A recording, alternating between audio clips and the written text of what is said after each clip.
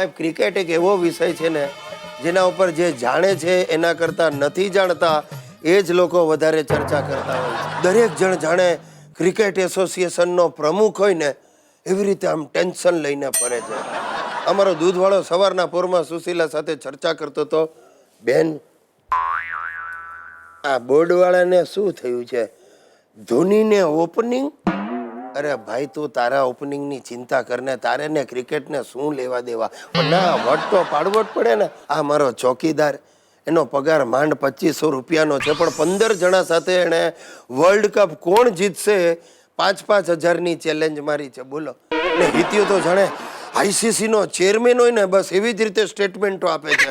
ને મારા દાદા રહી ગયા હતા, જિંદગીમાં ગિલ્લી દંડા ને લખોટી સિવાય હરામ બરાબર છે જો બીજી કોઈ રમત રમ્યા હોય. એ પણ એક્સપર્ટ કોમેન્ટ. ગિરીશ આ હરભજને ગુગલી નાખીને ઇન્ડિયાને હરાવી. અરે ગુગલી કોને કહેવાય એની અમારી 4 પેઢીમાંથી કોઈને ખબર નથી. દર્શક મિત્રો, ગિરીશ કુમારના હાય. સાહેબ, માણસના જીવનમાં સ્ત્રી આવે ને એટલે એનું જીવન બદલાઈ જાય.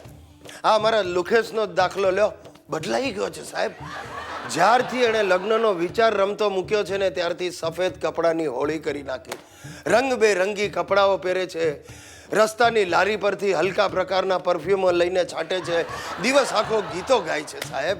અરે કોઈક સહકારી બેંકમાં લગ્ન માટે લોનની પણ એપ્લિકેશન કરી છે, જામીન શોધી રહ્યો છે. મને લાગે છે હરીફરીને મારો જ નંબર લાગશે. જે થાય તે જોઈએ.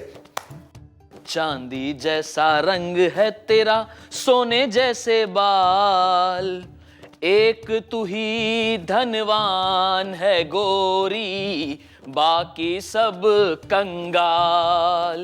એ કંગાલ, આ શું વેશ કાઢ્યા? લવ લુક.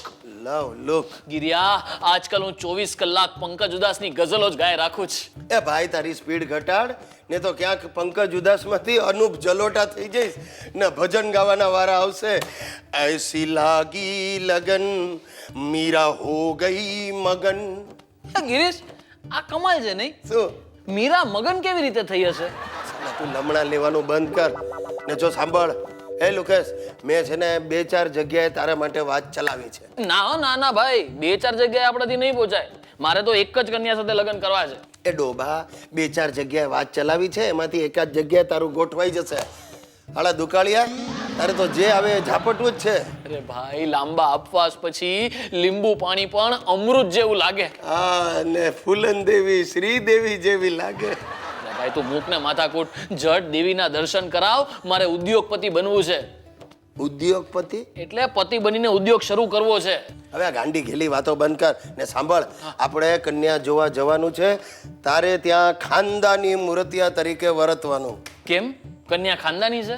ના, થૂકદાની છે, ફૂલદાની છે. અરે ભાઈ, હું કહું છું એમ કર ને તો ઘંટડી વગાડતો રહી જઈશ. ઘંટડી નહીં ગિરિયા, ઘંટડી નહીં. હવે તો લગ્નના બેન્ડ વાજા જ વગાડવા છે. બસ તો કાલે સરસ મજાની શેરવાની ને પાયજામો પહેરીને આવજે, વટ પડે. તારી શેરવાની મને થશે નહીં ગિરિયા. એક કામ કર ને, 900 રૂપિયા આપ, સેલમાં જઈને ટનાટન નવી શેરવાની લઈ આવું. વારે તહેવારે કામે લાગશે. પેલા પૈસા મારે આપવાના? અરે તારી જ આબરૂ વધશે દોસ્ત. હું તો કહું છું ગિરિયા, 1800 આપ, આપણે બેવ ખાનદાની લાગશું. ના, હું તો ખાનદાની છું જ. અલે 1000 છે, 100 પાછા લાવ. રિક્ષાના 100 રૂપિયા કોણ આપશે? ચાલો નીકળો. ચાંદી જૈસા રંગ હૈ તેરા, સોને જૈસે બાલ. લાગે છે આ લુખ્ખાનું ઘર પણ મારે જ ચલાવવું પડશે. ફેરા જાતે ભરે તો સારું.